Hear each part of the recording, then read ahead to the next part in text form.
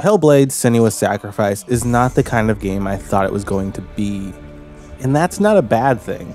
With Senua's Saga, Hellblade 2 right around the corner, or really, by the time this video releases, out now I'm sure, I decided I needed to finally go back and experience Senua's Sacrifice before I went into her saga, because I mean, come on, that's how sequels work. You gotta play the first to understand the second. And based on everything I've heard of Senua's Sacrifice, it is a very involving story, so I felt it was going to be very important to play before playing Senua's Saga. Hellblade: Senua's Sacrifice is an interesting game for me personally because it's a game I've started at least 2 times before. When Senua's Saga Hellblade 2 was first announced, I was like, ooh, I should probably play Senua's Sacrifice. So I started it, didn't get very far. And then when there was a new trailer for Senua's Saga, I was like, ooh, gotta get back to the original so I can play this when it comes out. And I started it back up, didn't get very far. But with Senua's Saga Hellblade 2 out now, it was finally time for me to really get into this game. And 5 hours later, I was done. And so here we are now with the Overdue review, which if you don't know by now, the Overdue review is a video series where I review games way past their review date, because honestly, it's just an excuse for me to make content out of the games I'm playing at the time. So in this first half of the video, I will be talking about the game as if I am just reviewing it. But as this review is overdue, I'm sure many of you have already played this game and would like to just hear more discussion about maybe your favorite parts or your least favorite parts of the game. So the second half of the video will be spoiler-filled story discussions of this game. There's not many because it's 5 hours long, but still, there's a lot to talk about. Because it is only 5 hours long, there's a lot of impact to be had with the narrative. Without further ado, let's get into this. Hellblade: Senua's Sacrifice follows the journey of, yep, you guessed it, Senua, on her journey to Helheim in a bid to make a deal with Hela herself, the goddess of death, to bring her beloved Dillion back from the dead. And the entire story, the entire game is about this journey to reaching Helheim, to reaching Hela. And honestly, that's all I can say about the game's story without going into spoilers. You see that round thing she has attached to her hip? Yep, that's Dillion's head. Does that seem familiar at all? You know, attaching a decapitated head to your hip in a Norse mythology setting? Sound familiar? Just saying, this game came out in 2017. The other one came out in 2018, that's all I'm saying. That's all I'm saying. Also, this game, one shot. I don't believe there are any cuts whatsoever, but hey, there was another game before that where a character has a decapitated head attached to their hip, and that game came out way before either of those. So hey, I'm just saying, there's been a lot of decapitated heads on the hips of video game characters lately, and I don't think we're talking about that enough. Something we should keep an eye out for going forward, I think, because it's happening more and more. I'm sure it's going to continue to happen, but I'm getting way off track. Anyways, but that's honestly all I can really say about the story without going into spoilers, because like I mentioned before, this is a 5-hour game, which is not a bad thing whatsoever. The game uses those 5 hours exceptionally well, and all of the narrative beats that you do go on, I felt hit very hard and were very intense and were very cool. Not a single moment of the cinematics or anything like that were ever wasted. Speaking of those cinematic moments, this game looks astonishingly good. For a game that came out 7 years ago as well, I was just stunned by the visual fidelity in this game. Like, if this game came out today, people would be like, hey, yeah, this is a good looking game. It looks pretty good.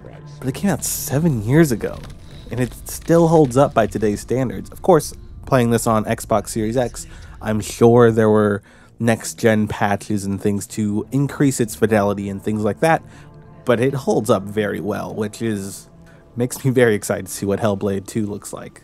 Speaking more on what this game does narratively, it deals a lot with mental health, and more specifically Senua's psychosis. And I'm going to be completely honest, I am not intelligent enough to speak on her psychosis, because this game doesn't really hit the brakes and explains to you what it is.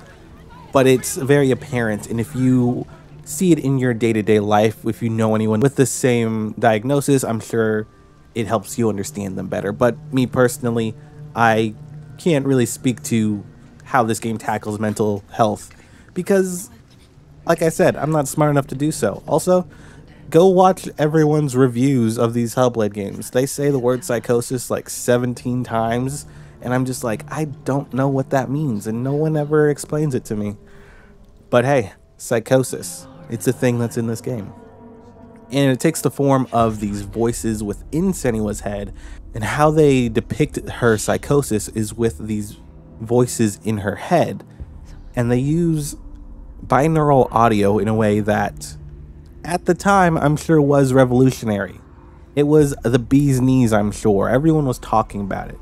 The game even starts off by saying, hey, make sure you're wearing headphones because that's the way to experience this game. Of course, I did wear the headphones, of course, naturally. But this whole binaural audio thing with the voices in your head saying, essentially whispering the objective, what you have to accomplish in each scenario.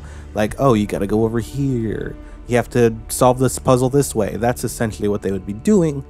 It was cool and all, but playing this game 7 years later, it isn't the technical evolution it probably was when it released, because Dolby Atmos and like surround sound audio it's more commonplace in 2024 than it was in 2017. So while I still thought that was cool, I don't think it was groundbreaking. But hey, everything they're saying about Senua Saga, Hellblade 2, is that they doubled down on that. So I'm very excited to see how they advance that technology and how everyone's going to try to be chasing that for years to come. Because people have caught up to it. And people have caught up to their innovations from 7 years ago now. So interesting to see where they go from there. But when it comes to the actual gameplay of Hellblade Senua's Sacrifice, this is what I mean when it's not the kind of game I thought it was going to be. With this game being developed by Ninja Theory, you know, the developers of DMC, Devil May Cry, which is a good game, mind you. A lot of people just didn't want to like it because it was different. It was pretty good. Alright, it was fine. I liked it. Anyways, besides the point. I also believe they did the melee combat for the lightsabers in Disney Infinity 3.0. Besides the point as well, but you know, worth mentioning.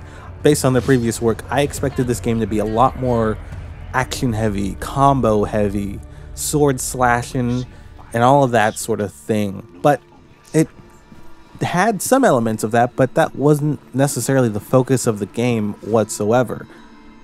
The focus of the game is its narrative, and like I already mentioned, can't talk more about it. It was pretty good, very impactful.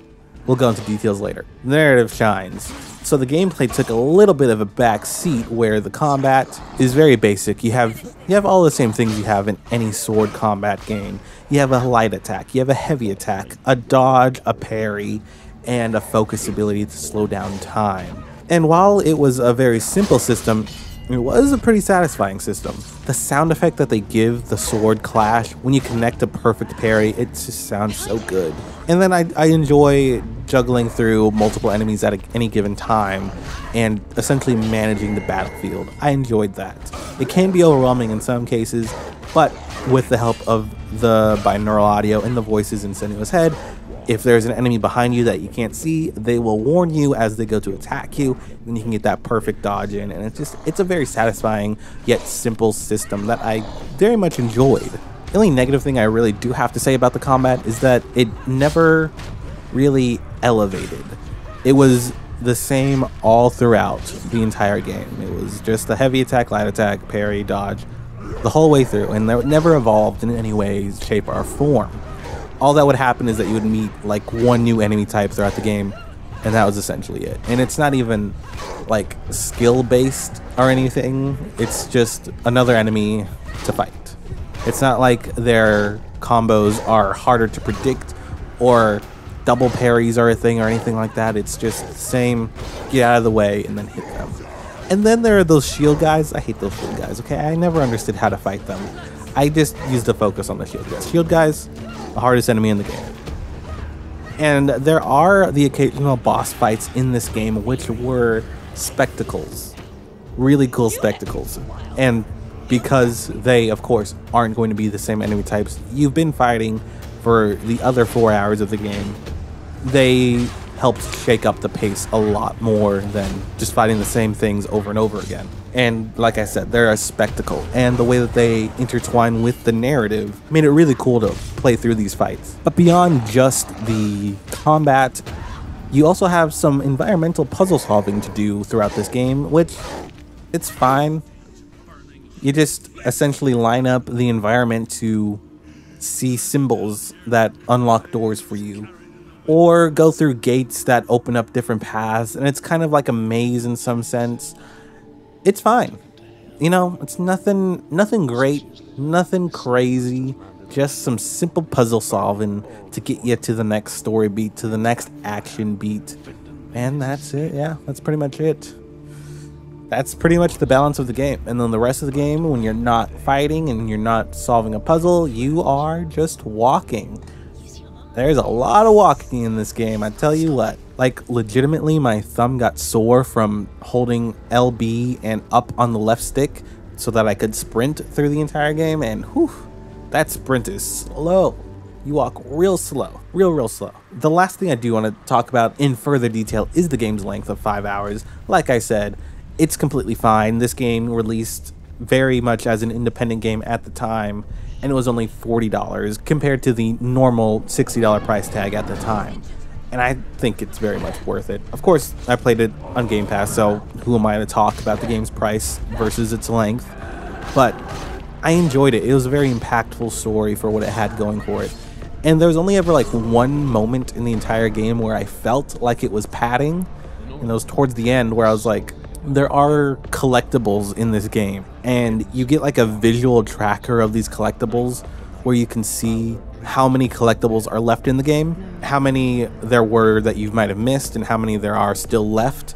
And I noticed that I had like 3 collectibles left, so I was like, oh, I only have 3 collectibles left. That's crazy. I'm almost at the end of the game. And then that's when I noticed, oh, they're probably going to start just throwing swarms of enemies at me so that they can pad out the length of the game. And then they did. So it's only towards the end where they just start throwing more and more enemies at you will you feel any sense of padding to the game's length. But other than that, I thought that the game overall was a great experience. That's what I will say about this game. It is less a video game and more of a narrative experience, and I dug it. There are a lot of really cool moments that we'll get into in just a moment. But overall, hey, I like this game, and I think you should try it. It's not going to be for everyone. That much is clear. And based on the reviews I've seen for Senua Saga at this point, I'm realizing that a lot of what I'm saying about this game apparently applies to the sequel. So hey, it sounds like Ninja Theory stuck to their guns on this one. There's not much to say in terms of spoilers, but if you want to hear them, we'll get right into them. Like I said, there's not many spoilers to really get to in this game because not much actually happens in this game. We are essentially just following Senua on a long walk, and things just happen along the way. But there are cool moments that I want to talk about, and specifically the ending, because man, that ending was amazing. It's just the spectacle that you're witnessing is just so cool. The environment, I didn't even mention how the environments look good in this game. They look great. How this massive place looks, and then when you walk up to Hella is this massive giant baby thing, I don't know. And then as you walk closer to her, she gets smaller, which it feels symbolic of something. I'm not smart enough to figure out the symbolism, but I feel like it was important. You know, it was important to mention.